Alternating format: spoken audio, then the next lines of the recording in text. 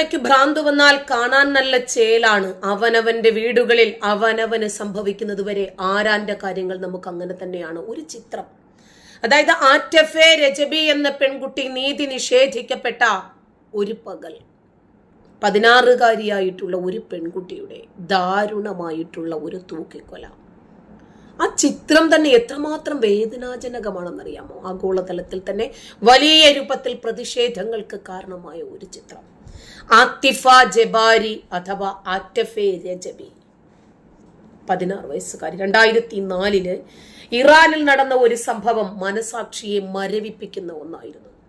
ഇതിനെക്കുറിച്ചിട്ടുള്ള ചില വസ്തുതകൾ മാധ്യമങ്ങളിലൂടെ അറിയാൻ കഴിഞ്ഞിട്ടുണ്ട്. ആത്തിഫ ജബാരി, ഇംഗ്ലീഷിൽ എഴുതുമ്പോൾ ആറ്റഫെ ജബരി എന്നാ വരിക. ഈ പെൺകുട്ടിക്ക് നേരെ നടന്നത് നിയമത്തിന്റെ നഗ്നമായിട്ടുള്ള ഒരു ലംഘനമായിരുന്നു. അവൾ തുടർച്ചയായി ലൈംഗിക ചൂഷണത്തിനും ബലാത്കാരത്തിനും ഇരയായി. പക്ഷേ അവിടുത്തെ വിരോധാഭാസം എന്താണ്? കുറ്റം ചെയ്തവർക്ക് ശിക്ഷ നൽകുന്നതിന് പകരം അസാൻമാർഗികമായിട്ടുള്ള പ്രവൃത്തി ചെയ്ത ആളുകളെ രക്ഷപ്പെടുത്തുകയും ആ കുറ്റം ഈ പെൺകുട്ടിക്ക് ചുമത്തി കൊടുക്കുകയും ചെയ്തിട്ട് ഈ പെൺകുട്ടിയെ വധശിക്ഷയ്ക്ക് വിധിക്കുന്നു ഇറാൻ. അന്താരാഷ്ട്ര നിയമങ്ങൾ പ്രകാരം പ്രായപൂർത്തിയാകാത്തവർക്ക് വധശിക്ഷ നൽകുന്നത് നിരോധിച്ചിട്ടുണ്ടെങ്കിലും ഇറാൻ അധികൃതർ അവളെ വെറുതെ വിട്ടില്ല. 22 വയസ്സിന്റെ കള്ളരേഖകൾ ഉണ്ടാക്കി 16-ാമത്തെ വയസ്സിൽ പരസ്യമായി തൂക്കിലേറ്റി. അപ്പോ ഇരയെ വീണ്ടും വീണ്ടും ക്രൂശിക്കുന്ന ഒരു ഗോത്രീയ നിയമം, ബലാത്കാരം ചെയ്യപ്പെട്ട ഒരു ഇരയ്ക്ക് നീതി നൽകേണ്ടതിന് പകരം അവളെ തന്നെ തെറ്റുകാരിയാക്കി കാണുന്നത് ലോകത്തിലെ ഏറ്റവും വലിയ മനുഷ്യാവകാശ ലംഘനമാണ്. കുട്ടികളുടെ അവകാശങ്ങളെ സംരക്ഷിക്കുന്ന അന്താരാഷ്ട്ര ഉടമ്പടികളുടെ ലംഘനമാണിത്. പ്രായപൂർത്തിയാകാത്ത ഒരാളെ വധശിക്ഷയ്ക്ക് വിധിക്കുന്നത് ഒരു പരിഷ്കൃത സമൂഹത്തിനും അംഗീകരിക്കാൻ സാധിക്കില്ല. സ്ത്രീവിരുദ്ധമായിട്ടുള്ള ഇത്തരം നിയമങ്ങൾ ഇരയുടെ ഭാഗം കേൾക്കാനോ അവരനുഭവിച്ച ക്രൂരതകൾ പരിഗണിക്കാനോ തയ്യാറാകുന്നില്ല. ഇത്തരം നിയമവ്യവസ്ഥകൾ സ്ത്രീകളെ അടിമകളാക്കുന്നതാണ്. അതിൽ നിന്നും അവർ മോചിതരാകണമെന്നാണ് ഞാൻ പറയുന്നത്. ഈ കേസിൽ വിധി പ്രസ്താവിച്ച ജഡ്ജി തന്നെ നേരിട്ടാണ് ശിക്ഷ നടപ്പിലാക്കിയത്. നീതിന്യായ വ്യവസ്ഥ എത്രത്തോളം പക്ഷപാതപരമാണെന്നും സ്ത്രീവിരുദ്ധമാണെന്നും നോക്ക്. ആത്തിഫയുടെ മരണം ലോകമെമ്പാടുമുള്ള മനുഷ്യാവകാശ പ്രവർത്തകരെ ഉണർത്തി ഇത്തരം പ്രാകൃതമായിട്ടുള്ള നിയമങ്ങൾക്കെതിരെ ശബ്ദമുയർത്താൻ പ്രേരിപ്പിച്ചു. നിയമം സംരക്ഷിക്കേണ്ടത് ഇരകളെ ആയിരിക്കണം, അതല്ലാതെ വേട്ടക്കാരെ ആയിരിക്കരുത്. ഇത്തരം കുറ്റവാളികളെ സഹായിക്കേണ്ടുന്ന രീതി ഒരിക്കലും ഒരു രാജ്യത്തിനും ഭൂഷണമല്ല. നീതി നിഷേധിക്കപ്പെടുന്നിടത്ത് സമാധാനം അസാധ്യമാണ്. ഇത്തരം ക്രൂരതകൾക്കെതിരെ നിരന്തരം ശബ്ദമുയർത്തുന്നതിന്റെ പേരിലാണ് ഇസ്ലാമിനെ വിമർശിക്കുന്നു എന്ന ആക്ഷേപം എനിക്കെതിരെ വരുന്നത്. ഇതിനെ വിമർശിക്കാതെ പറ്റുമോ?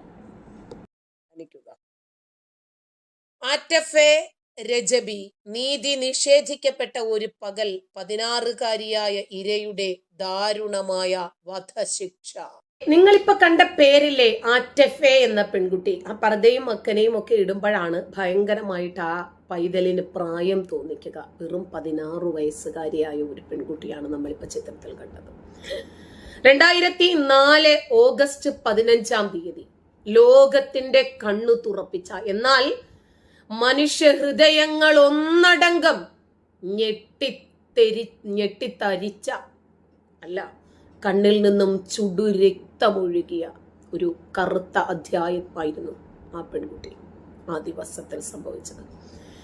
ഇറാനിലെ നേഗ എന്ന് പറയുന്ന നഗരത്തിന്റെ മധ്യത്തിൽ ഒരു ക്രെയിനിൽ തൂങ്ങി നിന്നാടിയ ഒരു 16 വയസ്സുകാരിയായ ആറ്റഫെ രജബി എന്ന പെൺകുട്ടിയുടെ ചേതനയറ്റ മൃതശരീരം കേവലം ഒരു ശിക്ഷാവിധിയായിരുന്നില്ല. താൻ ചെയ്ത തെറ്റെന്താണ് ഇങ്ങനെ തൂങ്ങി ആടാൻ എന്നതിനെ സംബന്ധിച്ച് ആ പെൺകുട്ടിക്ക് അറിയുമായിരുന്നില്ല. കൂടി നിന്ന ഒരാൾക്കും അതിനകത്തൊരു തെറ്റും കാണാൻ കഴിഞ്ഞില്ല. പെൺകുട്ടി ചെയ്ത തെറ്റെന്താണെന്ന് അറിയാൻ കഴിഞ്ഞില്ല.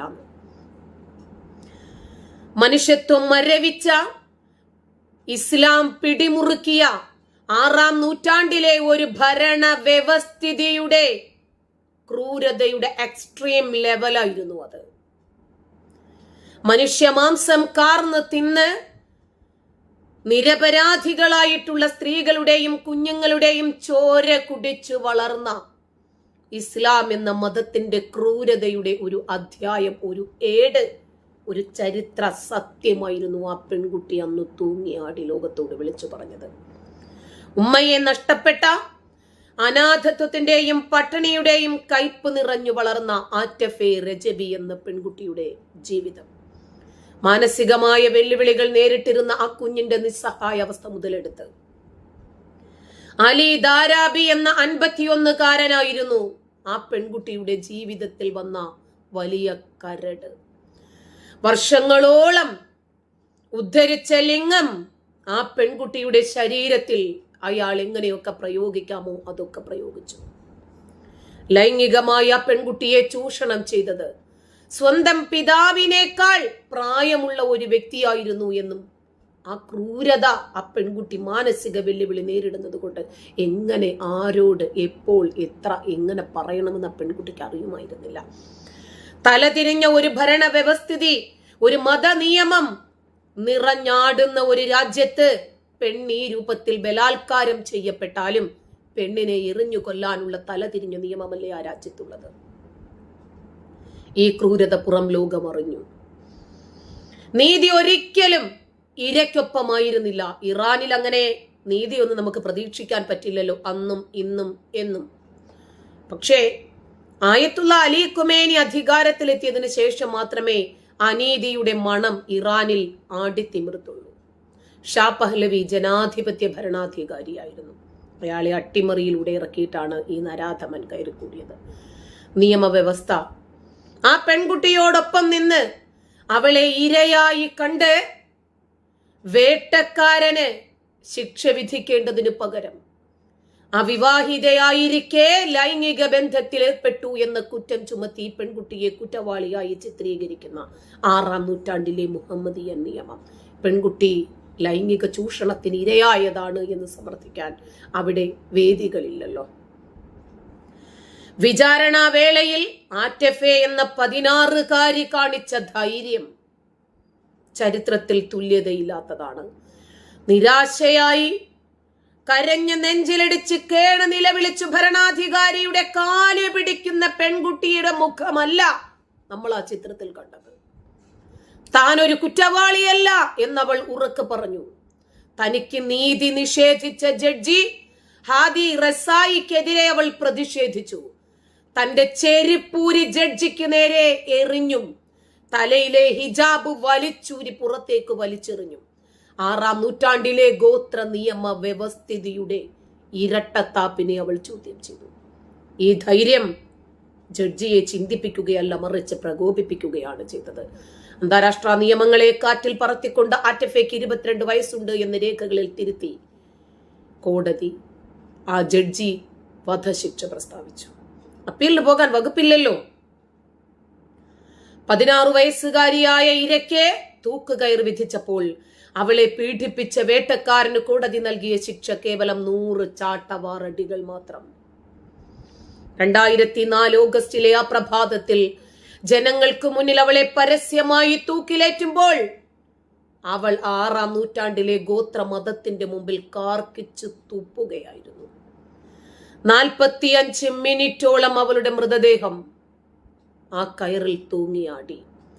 പിന്നീട് 2006 BBC പുറത്തിറക്കിയ execution of A teenage girl എന്ന ഡോക്യുമെന്ററിയിലൂടെയാണ് ഈ അനീതിയുടെ ആഴം. ഇറാൻ വേട്ടക്കാർക്കൊപ്പമാണെന്നും ലൈംഗിക പീഡകന്മാരെ പരിപോഷിപ്പിക്കുന്ന മതമാണെന്നും ലോകം അറിയുന്നത്. വർഷങ്ങൾ കഴിഞ്ഞു ഇറാൻ സുപ്രീം കോടതി ആറ്റഫെ നിരപരാധിയാണ് എന്ന് അംഗീകരിച്ചു. പക്ഷേ മരണാനന്തരം ആ പെൺകുട്ടിയോട് ക്ഷമാപണം നടത്തി ജീവൻ പോയില്ലേ? ഇനി പോരാടിയിട്ട് എന്താ കാര്യം? നഷ്ടപ്പെട്ട ആ പൈതലിന്റെ ജീവൻ തിരിച്ചു നൽകാൻ ആ വിധിച്ച ജഡ്ജിക്ക് പറ്റുമോ? ആറ്റഫെ രജബിയുടെ മരണം വെറും ഒരു ചരിത്രമല്ല, വെറും ഒരു സംഭവമല്ല. മതമൗലികവാദവും 6-ാം നൂറ്റാണ്ടിലെ ഗോത്രീയതയിൽ ഒതുങ്ങി നിൽക്കുന്ന നിയമ വൈകല്യങ്ങളും ചേർന്ന് ഒരു പെൺകുട്ടിയെ അല്ല 1000 പെൺകുട്ടിയെ ഇല്ലാതാക്കിയതിന്റെ ദാരുണ സാക്ഷ്യമാണ് ഇറാൻ ലോകത്തിന് മുമ്പിൽ കാഴ്ചവെക്കുന്നത്.